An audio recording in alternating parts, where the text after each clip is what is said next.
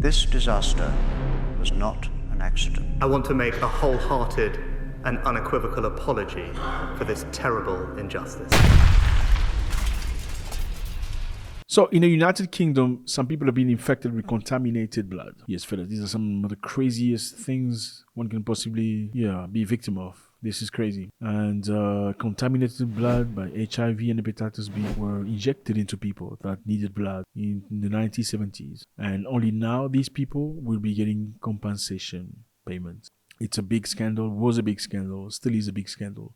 So in total, the report said about 30,000 people were infected with HIV and hepatitis C. You know, hepatitis C is not a nasty disease. It's a liver infection. When it hits your liver, and very slowly it can develop into cancer and becomes absolutely crazy. Not a nice thing to have.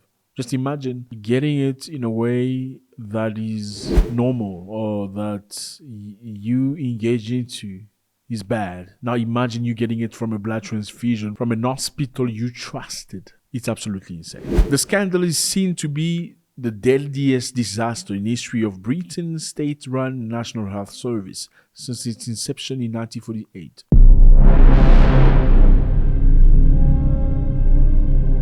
Basically, at the time in the 1970s, the UK needed blood for people. You know, there are many categories of people that need blood. Some people need blood because they have an operation. You may lose blood and need blood transfusion. The other group of people are hemophiliacs that need blood. They need a particular protein from blood to be healthy. So during that time, Britain, unfortunately, apparently was not able to provide enough blood supply for the people in hospitals. So they solicited America to help. Okay, the United States of America then helped. Now, America, because everything is based on money, you know, in the US, it's all about money. Even love is about money. Marriage works based on money. Women marry because they want to know how much money you make a year before they make a decision, which is not necessarily valid in other places in Africa. I find it absolutely crazy. You would go to Uganda and find a woman says she wants you, provided you're good. When you're good, you're good. When you're bad, you're bad. It's fine, provided that you love each other. But in America, women ask, what do you make a year? It's crazy. Anyway, so America said, if you breed blood, we're going to pay you. We need blood for transfusion in the UK. So it was like a business. And when they did that, many people came forward offering their blood. People in very risky health condition came forward offering blood because they were going to get paid. If you said to people, bring blood just because you're a donor, you're not getting anything. You will obviously get a very little number of people coming forward offering blood.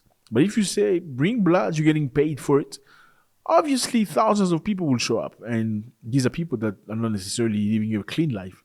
Let me put it this way for you. The majority of people that donate blood are usually people with clean life. You know, it takes some level of brains to think about other people like that. Say, okay, I want to live a clean life, clean enough to go to a clinic and offer blood for free. Okay, so we can agree that the majority of people that choose to give blood for giving blood are usually people living clean lives because they know they're going to be tested. Now, when you offer money for blood, then people come forward. They need money for drugs. They need money for sex. They need money for different things. So apparently, within a very specific batch, there was batches that were infected with HIV and hepatitis C. And apparently, these companies knew about that by that time already. They could have done some of the tests to avoid these things. But unfortunately, they choose not to do the test. And obviously, people choose not to do the test because of money. Because if you do the test, then you're going to have to get rid of some of the batches, which cost money. And so they did it on purpose. After investigation, they found out that some of the batches were infected, and they were knowledge. They knew the batches were infected when they sent them to the UK. And through that, about 30,000 people were infected. And out of them, numerous of them that were infected with HIV and hepatitis were unalived. And today, they are asking for their compensation. I mean, imagine you did nothing wrong. You just went to the hospital to get treated, and you find yourself living in a condition that's not what you want, living with a chronic disease.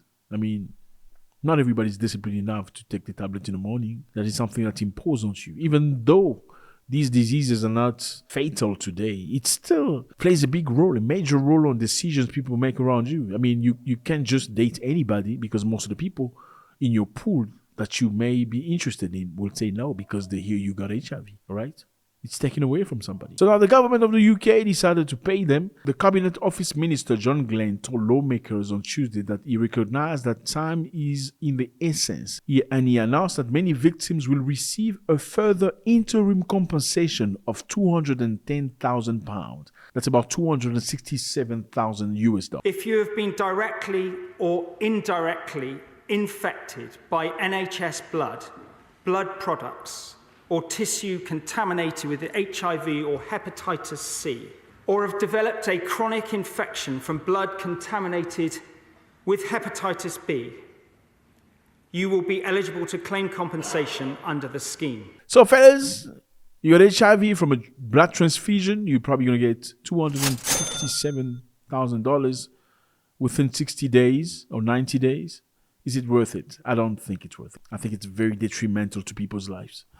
And yeah, I mean, this is very sad, but same realities has happened many times in Africa where people got infected with contaminated blood. They got nothing for it, you know. I know $260,000 is nothing compared to your good health, but some of the people in Africa got absolutely nothing. And I'm not saying you should be grateful because people in Africa got nothing. I'm just saying, so you know, it's just insane. Going from a healthy life, normal life, being hepatitis C. This is crazy, man.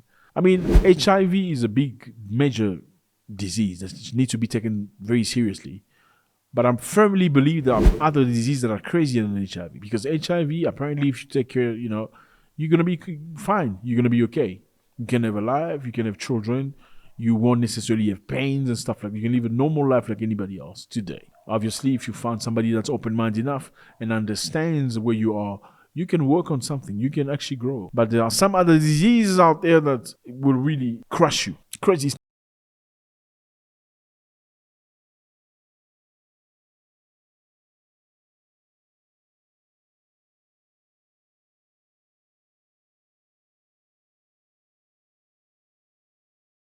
Let's welcome the judgment of the ICC towards Israel. The ICC has released a warrant of arrest against Benjamin Netanyahu. And we all know that nobody thought that was ever possible. The latest decision by the ICC prosecutor, Karim Khan, to seek arrest warrants against the democratically elected leaders of Israel is a moral outrage of historic proportions.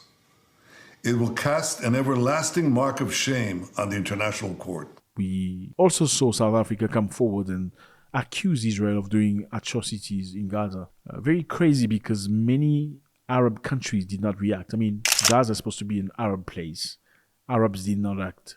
But South Africa, an African country, reacted in support of Gaza. We've called on the international community, the United Nations, and all other concerned international bodies to make sure that peace is installed in Palestine. And they've welcomed the accusation. Americans are very, very angry about this. And this raises a question, is justice only for some people? Some other people don't get justice at the same level. Yes, there have been an attempt of a coup in the DRC. DRC, you heard of it before? The country of Kofi Olomide. You know, Kofi, they love music. There's another guy named Fali, another guy named Ferre, another guy named Jibe, Werason, and Enoch B, the younger. Yeah, that's their country. So basically, there was an attempt of a coup. And apparently the man that led the coup was a man living in America for many years. Very frustrated with the situation, not happy. His family had to flee. He lived in the state for a long time. Did some training with weapons and stuff like that. And went back to the Congo with a bunch of people trying to take over the country. Some people think that he was played. Somebody lied to him that he's going to get the support that he needed to overtake the government. Unfortunately, he found himself there. Won a couple of grounds, you know, went to some of the biggest, most important people's house in the country and did a couple of things, but then, he was unalived. And the DRC is back to square one. Massive country, very rich people. Not people, but very rich country, very poor people. Some of the poorest in the world, unfortunately. They have gold, diamond, uranium, cobalt. If you heard of cobalt, or maybe never heard of cobalt, trust me, you probably know what cobalt is because you're holding it in your hand. For your cell phone to function and work, you need cobalt. For your computer to work, you need cobalt. Probably you're seeing me with a device that needs cobalt. Massive amount, 87% of cobalt in the world is in the DRC. But the country live in the most horrendous conditions possible. Crazy stuff.